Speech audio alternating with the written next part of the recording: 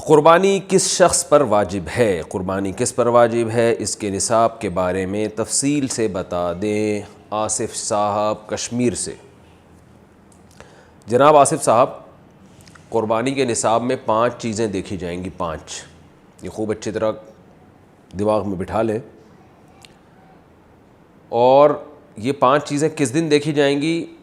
بقرعید کی صبح و صادق، یعنی 10 ذی الحجہ کی صبح و صادق سے لے کر 12 ذی الحجہ کے غروب آفتاب، یعنی یہ جو 3 دن ہے نا قربانی کے، 10، 11، 12، ان 3 دنوں میں کوئی شخص صاحب نصاب ہو تو اس پر قربانی واجب ہے۔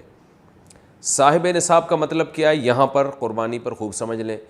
سونا ہو کسی کے پاس، یا چاندی ہو، یا مال تجارت ہو۔ تجارتی مال کا مطلب وہ چیز جو بیچنے کی نیت سے خریدی ہو، کوئی پراپرٹی ہے بیچنے کے لیے خریدی، دکاندار کا جو جتنا سامان دکان میں پڑا ہوتا ہے سب بیچنے کے لیے خریدا ہوتا ہے، کوئی کپڑا آپ نے خریدا تھا، خریدتے ہوئے بیچنے کی نیت تھی، تو یہ تجارتی مال کہلاتا ہے۔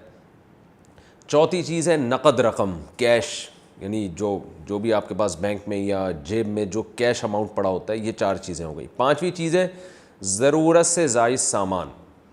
ضرورت سے زائد سامان میں بہت تفصیل ہے، آسان اس کی ایک جو ہم اگر ضبط کر سکتے ہیں تو وہ چیز جو پورے سال بھی استعمال نہ ہوتی ہو، گھریلو چیزوں میں وہ چیزیں جو پورے سال بھی استعمال نہ ہوتی ہوں، جیسے کپڑے، کوئی یا برتن ہے، ڈنر سیٹ ہے، پورے سال استعمال نہیں آتا۔ اسی طرح کوئی پراپرٹی پڑی ہوئی ہے جو نہ کرائے پر دی ہے آپ نے اور نہ آپ اس میں رہتے ہیں، وہ پراپرٹی بھی ضرورت سے زائد میں داخل ہے۔ تو یہ جو 5 چیزیں ہیں، کسی کے پاس یہ 5 چیزیں، ان کی جو ویلیو لگائی جائے گی تو ان 5 چیزوں کا مجموعہ اگر 52.5 تولہ چاندی کے برابر ہے، 52.5 تولہ چاندی آج کل 65-70 ہزار کے لگ بھگ ہے، نیٹ پہ سرچ کر لیے گا، تو کسی کے پاس یہ 5 چیزیں، یا 5 میں سے 4 چیزیں، یا 4 میں سے 3 چیزیں، یا 3 میں سے 2 چیزیں، یا کوئی ایک چیز 52.5 تولہ چاندی کے برابر ہے، اور یہ بقرعید کی صبح صادق سے لے کر ذی الحجہ کی 12 تاریخ کی غروب آفتاب سے پہلے تک رہتی ہے اس کے پاس، تو ایسے شخص پر، یعنی بقرعید کی صبح صادق کے وقت اس کے پاس یہ نصاب موجود تھا، اور یہ 13 تاریخ کی ذی الحجہ تک اس کے پاس یہ نصاب موجود رہتا ہے، تو وہ صاحب نصاب کہلائے گا۔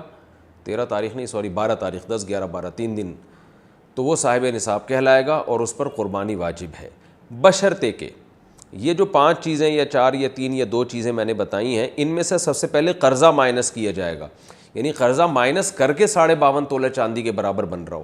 اسی طرح گیس بجلی کا بل جو ان کے اوپر لازم ہے وہ بھی اس میں سے، یا جو مہینے کا راشن آئے گا وہ بھی مائنس کیا جائے گا، جو گھر کا ضروری راشن ہوتا ہے نا وہ بھی مائنس کیا جائے گا۔ مائنس کرنے کے بعد اگر 52.5 تولہ چاندی کے برابر رقم بچ رہی ہے تو ایسے شخص پر قربانی واجب ہے، چاہے مرد ہو چاہے عورت ہو۔